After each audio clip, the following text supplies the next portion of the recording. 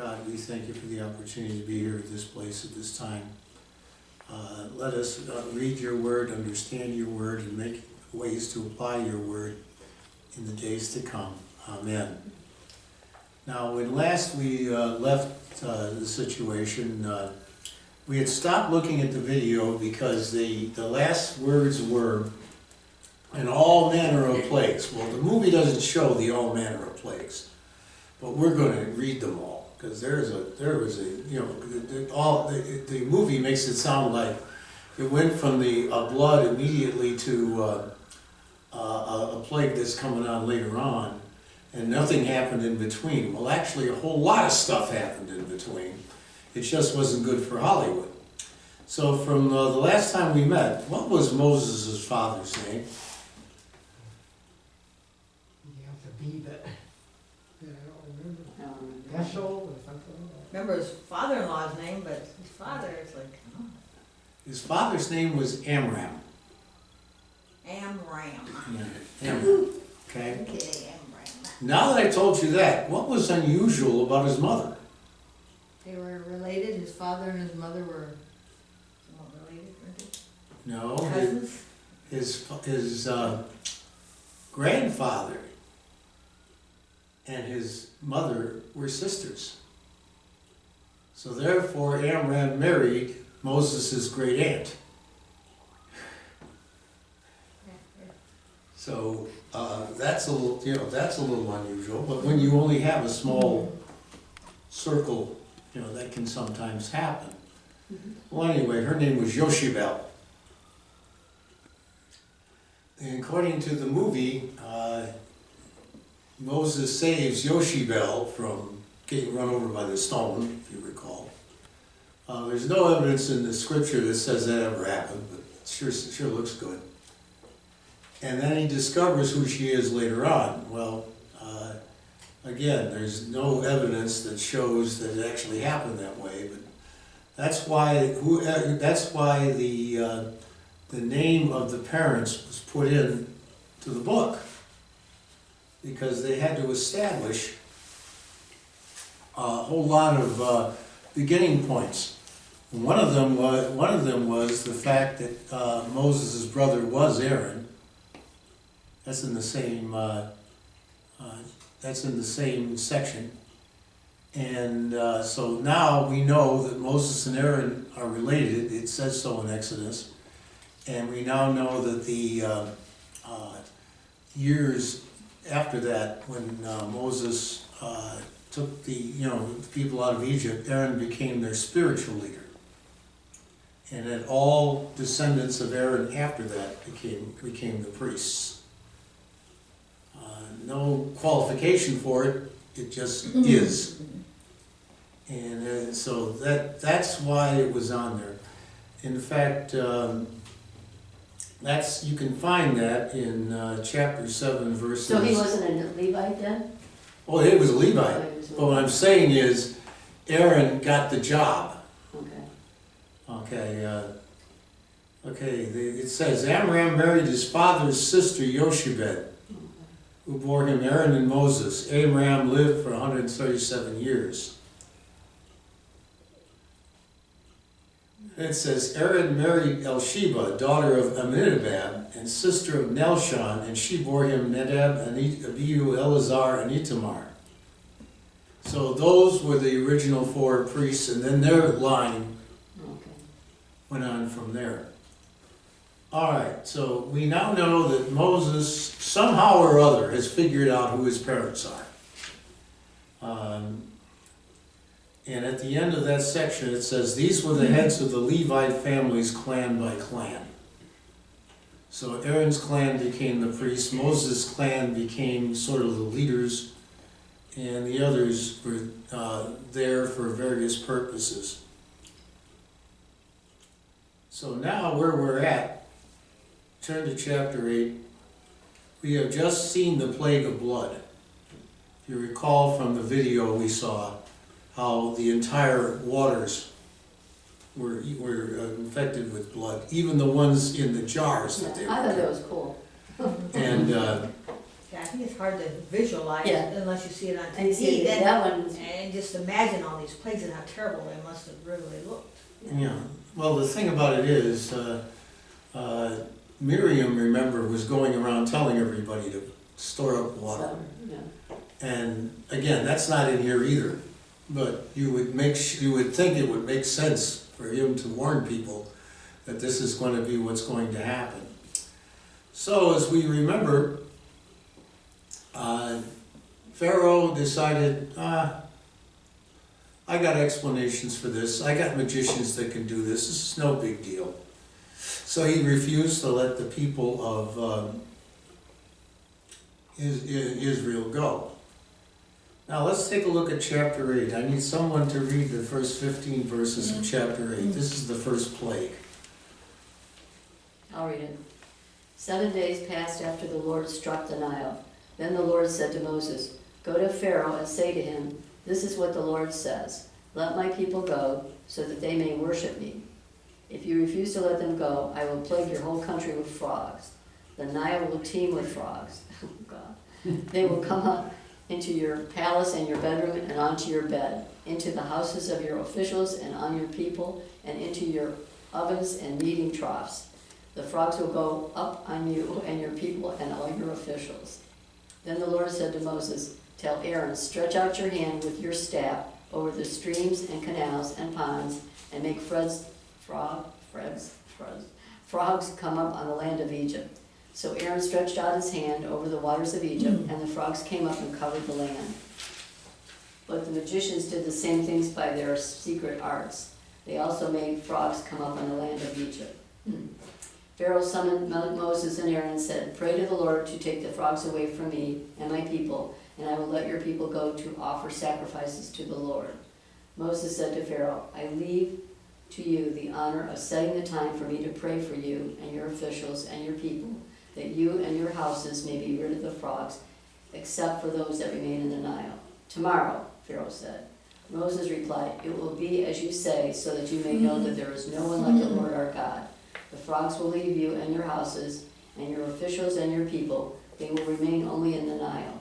After Moses and Aaron left Pharaoh, Moses cried out to the Lord about the frogs he had brought on Pharaoh. And the Lord did what Moses asked. The frogs died in the houses, in the courtyards, and in the fields. They were piled into heaps, and the land reeked of them. But when Pharaoh saw that there was relief, he hardened his heart and would not listen to Moses and Aaron, just as the Lord had said. Okay. Nowadays, if they made this movie, they'd have all this stuff in it. Yeah, probably. They have a Just made a computer. reference to the Yeah, they- other plague. Yeah, they would put all this stuff in it. You know. Yeah, it would be, Nowadays, with computer imagination, computer, they you can can do do it, anything. you can do it, you can do anything. And you think about it, frogs, and you think they're pretty harmless, but you know, the way Not they many of them. describe them, it got to be a real problem because everywhere you looked, you There's saw frogs. frogs in your way to step on to sleep with. And, In the house. Many moons ago, back in the 80s, we had a problem in the Cuyahoga River with a certain type of fish that was breeding uncontrollably. And unfortunately, the intakes to blast furnaces take in a lot of water, and these fish were just clogging them, so they had to pull all these fish out. They're all dead, and had to take them somewhere. So they took them next to this big open field next to #1 Coke plant. And when the wind would blow the wrong way, man, that smell was horrible. So you can imagine what the smell must have been like here. I can too. Yeah. We get it in Euclid every so often, but all of Euclid smells like fish. Yeah, you could, yeah, sometimes you can. Yeah, so it's, by the way, the fine for killing a fish purposely in Lake Erie is $1 a fish. And we were pulling thousands of them out of our intakes every single day. So you can't just kill them either. I mean, you gotta deal with them. We called the Avon, what used to be the Avon Lake Power Plant, and said, "How are you dealing with it?" They said they would call us and ask us the same thing. What kind of fish was it? It was like an alewife. Yeah, I forget how they handled it. They brought in another type of fish To eat them or something? that feeds on it. I think it was the coho or whatever. Oh. But the point of the matter is the smell of it alone Oh, yeah. Must have been, Yeah. it must have been horrible. Yeah. And you can't burn them because that smells even worse. So you can imagine how many frogs we're talking about here. It would be like us sitting here and all of a sudden frogs would be crawling up the glass and, and all over the parking lot and all over the cars and everything. Wave at the frogs, hi frogs. Yeah, I mean, and I don't know how fast frogs reproduce, but still. Gross. I mean, most people don't even like to handle one, let I was alone gonna, well, I was 11. gonna say, I don't like any of that stuff, so I would really freak out. And it's kinda like what I said, well, maybe they need to show Pharaoh that they can get rid of him when his magicians can, and they did that and it still didn't stop them. No, it still didn't stop him, so that leads to the next plague, which is not a fun one. No. So let's take a look at chapter 8 again. I need someone to read verses 16 to 19. I'll read it. Then the Lord said to Moses, "Tell Aaron, stretch out your staff and strike the dust on the ground, and throughout the land of Egypt the dust will become gnats."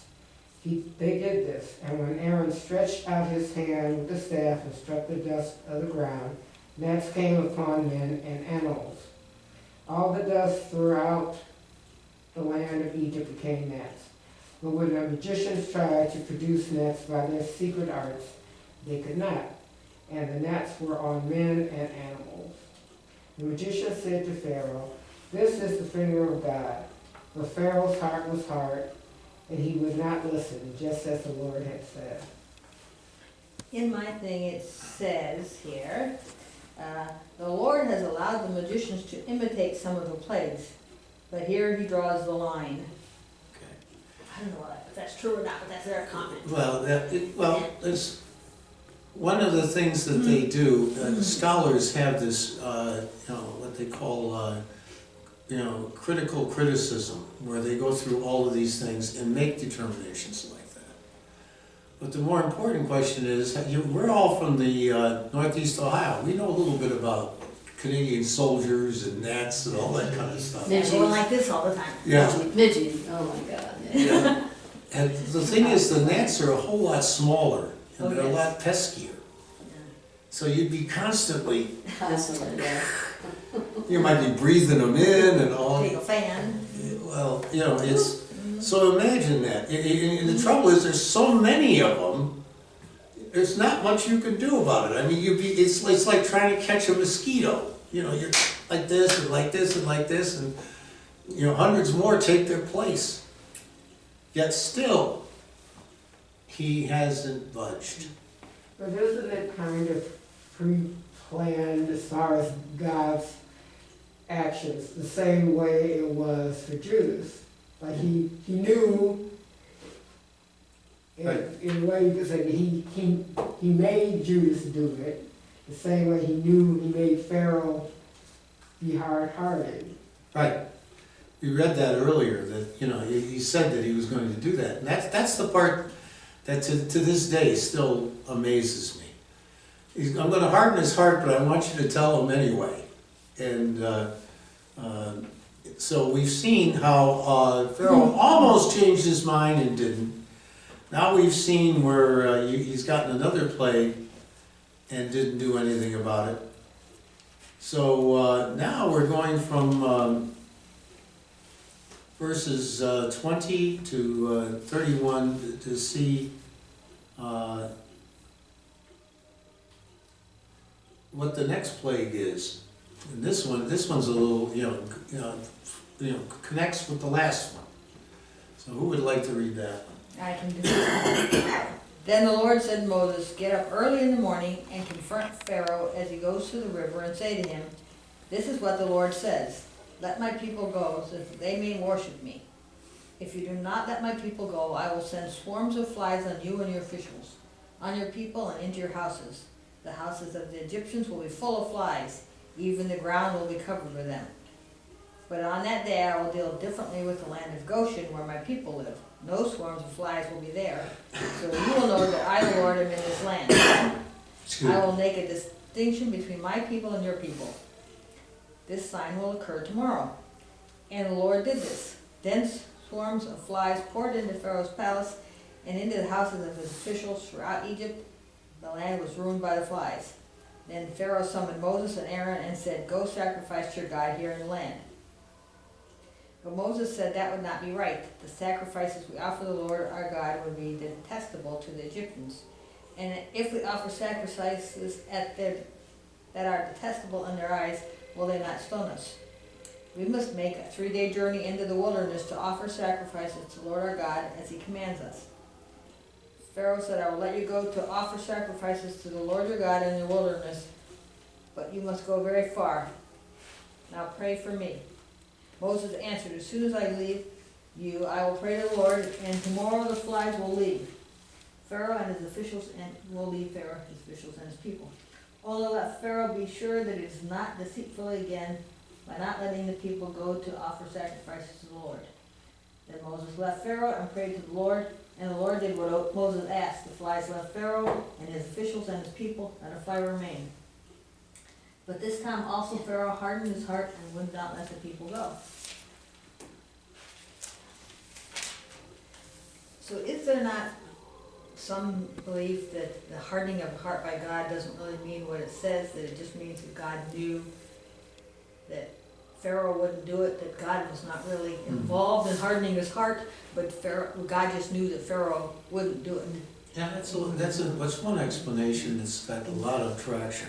And also, Yeah. couldn't it be that God is trying to prove his power to his people? Mm-hmm. That is also true, because the Egyptians never changed any of their practices because of all of this. Okay, you would think that some of them would become followers of God, but that didn't really appear to happen. They had good gods of their own. Besides, they could see their gods. They knew what they looked like. I didn't think God was trying to prove his power to the Israelites. Mm-hmm. Well, now the other thing that that I'm going to ask you: any of you have been involved when there was a locust swarm? Not a lot, maybe a little bit, not really that think much. so. When you have a good locust swarm, it wipes out It everything. eats everything, right? Yeah. Yeah, it wipes out everything. That's what is it? Every 7 years or something? Yeah. like that. Yeah, and I think cicadas are every 17 or some such thing. Yeah. But They warned us about cicadas, I think. Yeah. But the point of the matter is that this is what these things can do. Now you notice up until this point, God has not made a distinction. He does not make until now. What was that? He said now he's going to separate between They're two different groups of the people. Israelites and the Egyptians, and then you go further into plagues where he continues to do that. Exactly. This is interesting, because that means the earlier plagues affected everybody. Mm-hmm. So now what he's doing is he's building, as Leona said, his case. He's now proven that not only can I do this, but I can exempt this area and nail everybody else around it. Because Goshen was nowhere near where Pharaoh lived. What are Egyptians now? Are they Christian? Are they, They are all kinds of different oh, things. they're not just one group? No, most of them are, a good many of them are Muslim or Arabic. There are Egyptian Christians around, quite a few. Okay. And there's a few others mixed in. But that's why Sadat lost his life. Because the religious extremists who wanted to keep going after Israel were upset that he signed that treaty. And he didn't last 6 months after that. They shot him right in the reviewing stand of his troops. Now, that peace treaty has held up ever since. But the point of the matter is there's a whole lot of different groups there. The pastor of my parents' church in Illinois, who was a real character, you would have loved meeting this guy. First of all, he was extremely tall and big, shouldered. So he's like 6'6" or something. So when he walks into a room, everybody knows he's there.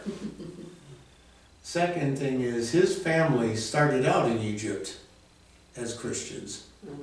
and moved into, I forget where they went, towards Sudan somewhere. And his brother, Rafat, became a Presbyterian, and he was actually our synod executive before the current one. So their family, they grew up in an area that was, pretty much stacked against Christianity. In fact, according to his story, which you wonder sometimes, it took the Marines to get his father and mother and them out. But see, in those countries, they kill people. My original doctor was from like Damascus, and the reason he left is they were killing people. They were killing doctors and killing everybody. Oh, So yeah. that's why he left, to come here. And he was Muslim, and they were still killing people. It didn't make any difference what you were, they were still killing people. There was the pastor at Westlake, Mark Atkinson. He and I got to know each other well. He came from the United Church of Christ of Istanbul, Turkey. That was his prior call. He had to come back to the States because I can't remember if it was his mother or his wife's mother was sick. They had 3,000 members in this church. You figure, wow, what a great guy. He's got a huge church. Turns out 3,000 members is about all the Christians there are in Istanbul. And they were talking about Ali. Ali was a young man they came to know who gave up the Muslim faith to become a Christian. And he had to hide in fear of his life. Oh, yeah. Because, it's bad enough, but his own family was after him.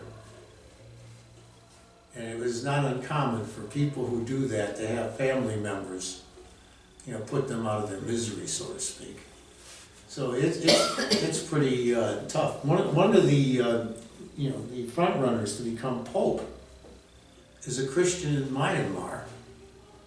I said, just by having that guts alone, he should be pope. Because in Myanmar, Christianity is against the law. And if they catch you, you're dead. Be that as it may, it's Strange world. Well, I think too, when we read these plays and stuff, somehow the Egyptians survived all this. Somehow they found enough to drink, whether it was wine, juice, what they drank. And they found ways to keep their food okay long enough to survive. Mhm. And they're still around, so. Yeah, it's still around. Now, But now it gets even, now he's gonna, the ante is going to be upped significantly. Let's have someone read chapter 9, verses 1 to 7.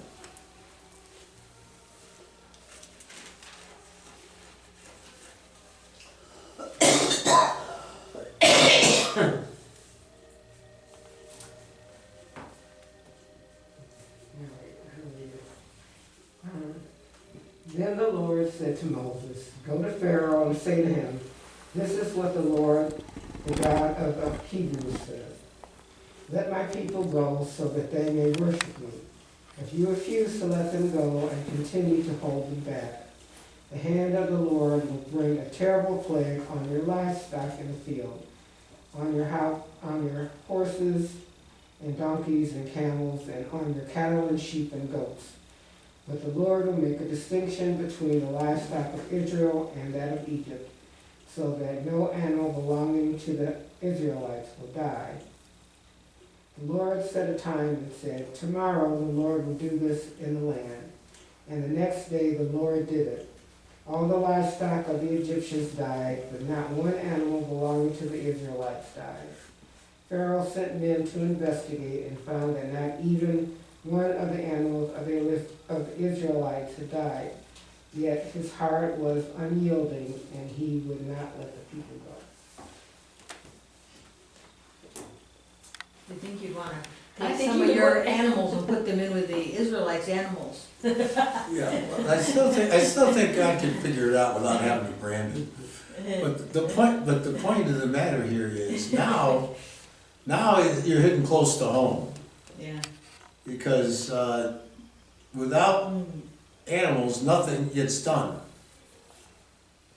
I mean, no farming, no heavy work, nothing, okay? Nobody travels far either. And the military no longer has chariots and all, so this is getting pretty serious stuff. Plus Now- that'd be their food too, right? Yeah, And milk and, Yeah. make their clothing. yeah, so all of this has happened. Now, if I was Pharaoh, what I'd do is I'd send his troops down and steal all the Israelite animals. This is the opposite of what I said. Yeah, but anyway, that apparently did not happen, but this is pretty serious stuff. Okay, I don't know how, I mean, you're talking about tens of thousands of animals laying around now. You just don't put them in heaps. Yet Pharaoh still hasn't changed his mind. Even though his personal chariot probably can't go, well then again, he doesn't need one, he can get 4 slaves to put him on one of those, what do you call them? The 4 guys lifted up and the chairs in the middle. And he can go that way, I suppose. But, the point of the matter is, now we're ratcheting up. So now we've had something that happened to the livestock, which hits the livelihood of the Egyptians. Now the next plague is a little more personal. So who would like to read chapter 9 verses 8 to 12? I will. Then the Lord said to Moses and Aaron, take handfuls of soot from a furnace, and have Moses toss it into the air in the presence of Pharaoh. It will become fine dust over the whole land of Egypt, and festering boils will break out on men and animals throughout the land. So they took soot from a furnace and stood before Pharaoh.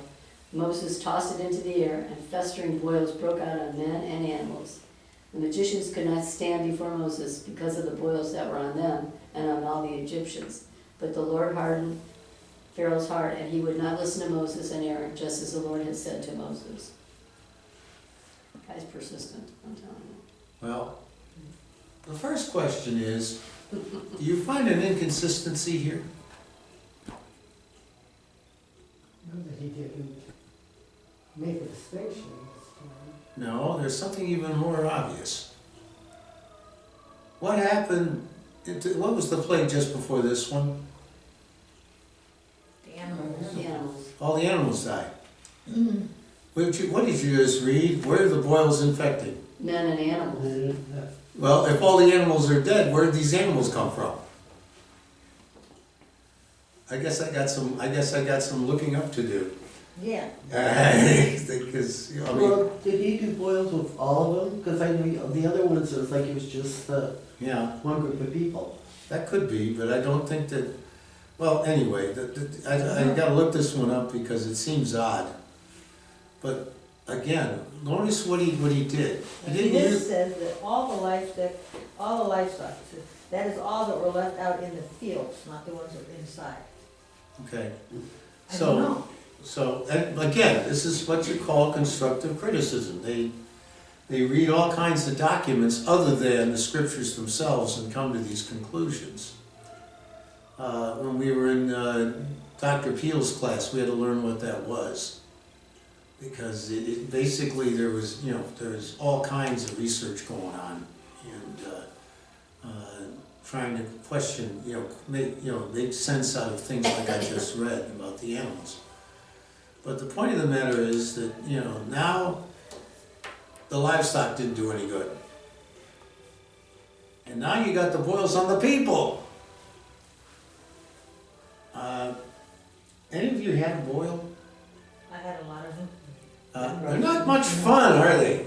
And when I was a kid, they didn't know what to do for sure, so they said, okay, each day check and see how they are, and if they're ready, my mother would lance Lance them, them. that's what they Yes. did to my brother. And and then put a Band-Aid or whatever on the next day check and see if there was any more to last. It wasn't a pleasant experience. Yeah, my brother got him on his legs, is that where you got him? I had him, I think, mostly on the arms. Well, he got him on his legs. They were all over the Yeah. place.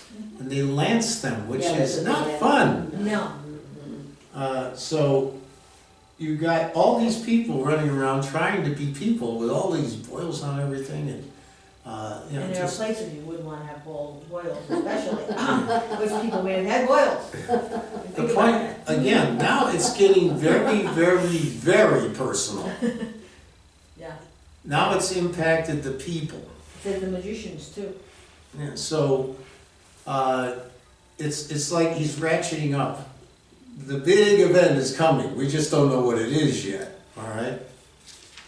Now, the next one is one that is actually done in the movie, and it's actually very well done special effects wise. And I'm gonna read that one. Then the Lord said to Moses, "Get up early in the morning, confront Pharaoh and say to him, 'This is what the Lord, the God of the Hebrews, says. Let my people go so that they may worship me, or this time I will send the full force of my plagues against you and against your officials and your people, so you will know that there was no one like me in all the earth.'" So you get, now we're seeing the real purpose of this. He could have just, done it once and the magicians would have said, "Hey, we can do that too," and it would have been the end of it. Now he's building his case. "For by now I could have stretched out my hand and struck you and your people with a plague that would have wiped you off the earth. But I have raised you up for this very purpose, that I might show you my power, that my name might be proclaimed in all the earth. You still set yourself against my people and will not let them go. Therefore at this time tomorrow I will send the worst hailstorm that has ever fallen on Egypt, from the day it was founded until now. Give an order now to bring your livestock and everything you have in the field into a place of shelter, because the hail will fall on every man and animal that has not been brought in and is still out in the field, and they will die." Those officials of Pharaoh who feared the word of the Lord hurried to bring their slaves and their livestock inside. But those who ignored the word of the Lord, left their slaves and livestock in the field. Then the Lord said to Moses, "Stretch out your hand toward the sky so that the hail will fall over Egypt, on men and animals and on everything growing in the fields of Egypt." When Moses stretched out his staff toward the sky, the Lord sent thunder and hail. So lightning flashed down to the ground. So the Lord rained hail on the land of Egypt. Hail fell and lightning flashed back and forth. It was the worst storm in all the lands of Egypt since it had become a nation. Throughout Egypt, hail struck everything in the fields, both men and animals, and it beat down everything growing in the fields and stripped every tree. The only place it did not hail was the land of Goshen, where the Israelites were. Excuse me. There is, next week we will show you that the movie added a twist to this that isn't in there. This is now, according to the movie, this was no ordinary hail. It had side effects. Yeah, fire. But if you, have you ever been in a car when a hailstorm hits you? Mm-hmm. What does it sound like?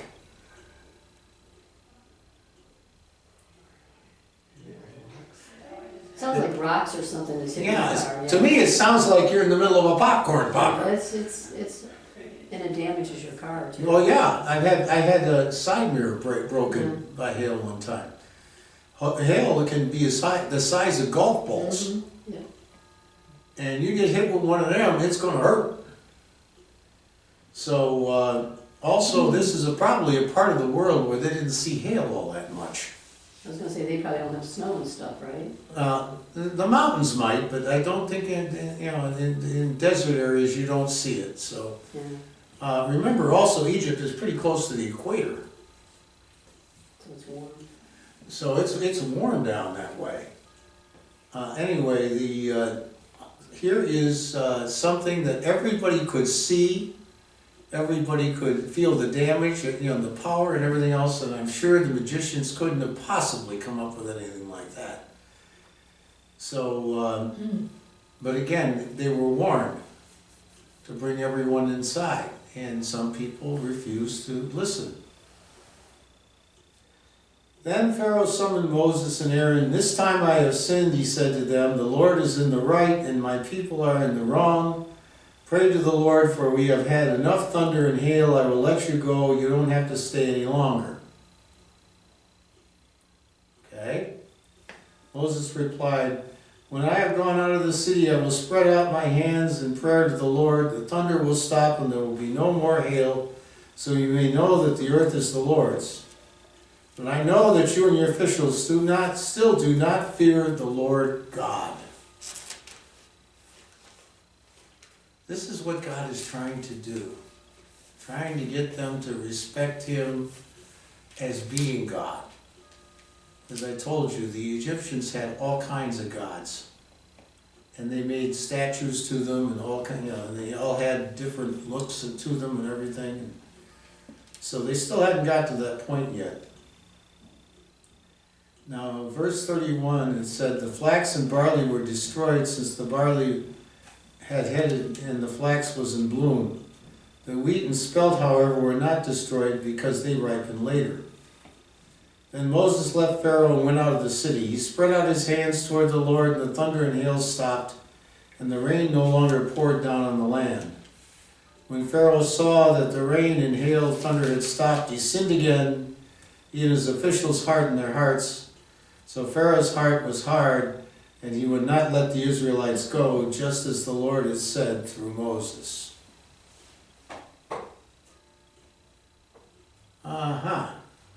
Well, see how much you have to do to get somebody to believe they sinned? And then they just say, "No, I didn't after all." Yeah, stop and think, hail. Continue. I mean, how long, what was the longest hailstorm you can remember? 5 minutes, maybe? Yeah, it usually lasts for a short time. Yeah. We're talking about something that's going on for part of a day. And like I said, anything that you would have in the field, like a weed or something, that's the worst thing that could happen to a farmer, because it flattens everything. And when you flatten a wheat plant, it's dead, because it breaks. So these guys, whenever they fear hail is coming, they get out there and they do what they can to salvage what they can before it gets there. Follow the farmer's almanac. So the point is that now, again, he's hit the animals, he's hit the food supply, he's hit the people, he's hit everything that he could, that you could think of that would make people step back and say, "Hey, wait a minute here, we better do something, because if he has, God has the power to do all of this. Imagine the power He's got He hasn't used yet." And that's what God was hoping somewhere along this trail that would happen. Now, as I told you, the Egyptians never really changed who their gods were throughout this entire period, and even after. As it turns out, though, one of the Jewish centers of learning ended up in Alexandria, Egypt. So there was some maneuvering around here. But at the time, Pharaoh's gods were, first of all, he was considered a god himself. He was descended from the sun god.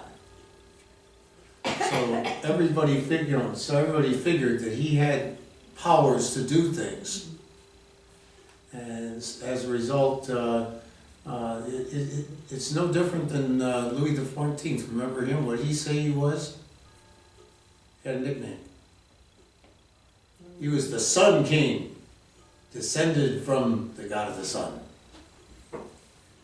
So these people believe and all of the Roman emperors believed they were gods.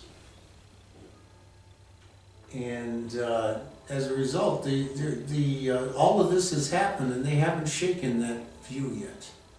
The people of Egypt were still believing that somehow Pharaoh would figure out a way to stop all this and not give in.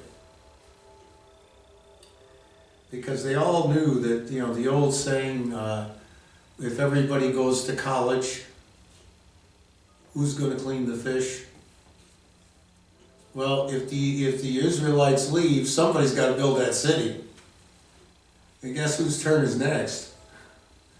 Either that or they have to go out and conquer somebody else and bring them in to do it. But the point of the matter is here that Pharaoh has not changed his mind at all. Now, one other thing I want you to remember in light of today, how many times did did Moses today, we read that he went and saw Pharaoh face to face?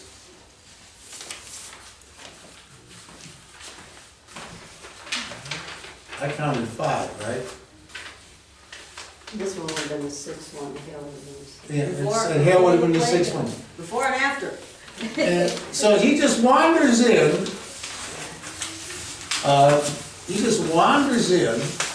says, guess what? Now Pharaoh knows this guy is a big nuisance. Pharaoh knows that this guy is, anytime he shows up, bad stuff happens. If you remember from the movie, you remember how hard it was to see that Pharaoh? Yeah. They had guards and everything everywhere. But somehow Moses is able to walk right up to him. Why do you think that Pharaoh didn't do anything about it? I think he had to prove a point himself. I mean, if you go by the movie, because of the competition that they had between each other, he had to prove he was better than Moses. Well, that And plus, they wasn't afraid of him. well, was he or wasn't he? Yeah, he was afraid of him, I think. And I think as time goes on, now you kill the messenger and heaven knows what's going to happen. He had to tolerate him. And what he was hoping for was that if Moses came in and said some spectacular thing is going to happen, and it didn't, now Moses is discredited and nobody ever listens to him again. You look at it that way. You see what I mean?